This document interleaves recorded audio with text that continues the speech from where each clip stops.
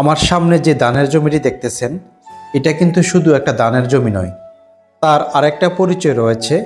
এটা একটা আন্তর্জাতিক স্থলবন্দর। যে বন্দরটি সব ধরনের সুযোগ সুবিধা থাকার পরেও পরিত্যক্ত অবস্থায় পড়ে আছে, যার একটাই কারণ ছিল শেখ হাসিনার কুমিল্লার প্রতি এত ঘৃণা, যার কারণে এত সুন্দর সুযোগ সুবিধা সমৃদ্ধ একটি বন্দরকে এত বছর ধরে পরিত্যক্ত অবস্থায় ফেলে রাখেন।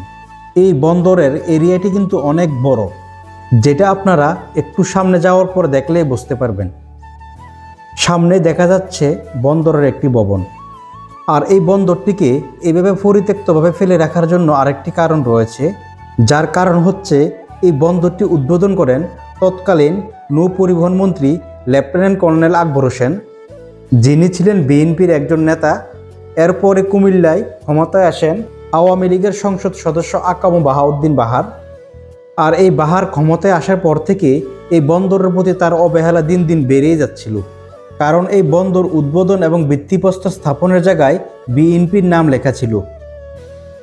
এই বন্দরটি যদি পুনরায় চালু করা হয়, তাহলে এই বন্দরটি হবে বাংলাদেশের সবচেয়ে গুরুত্বপূর্ণ বন্দর।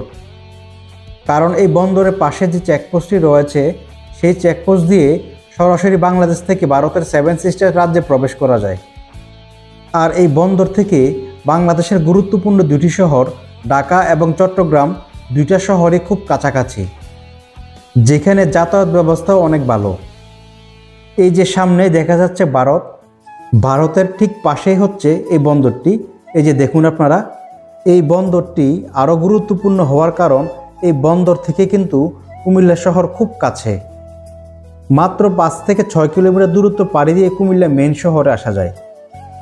আর এই বন্দর থেকে ঢাকার দূরত্ব হচ্ছে 100 কিলোমিটারের মতো, আর চট্টগ্রামের দূরত্ব হচ্ছে 140 থেকে 45 কিলোমিটার। আর এই বন্দরটি ভালোভাবে চালু হলেই কুমিল্লার মধ্যে অসংখ্য মানুষের কর্মসংস্থানের ব্যবস্থা হবে।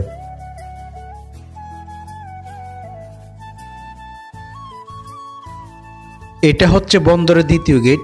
তো আমি একটু সামনের দিকে গিয়ে দেখাচ্ছি যে বন্দরের ভিতরে জায়গাটা কিরকম।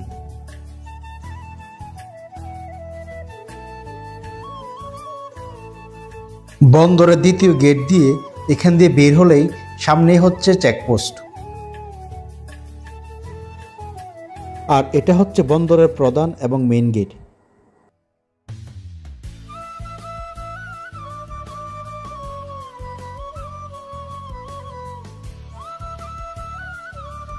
তো ভিউয়ার্স, আজকের ভিডিও পর্যন্তই।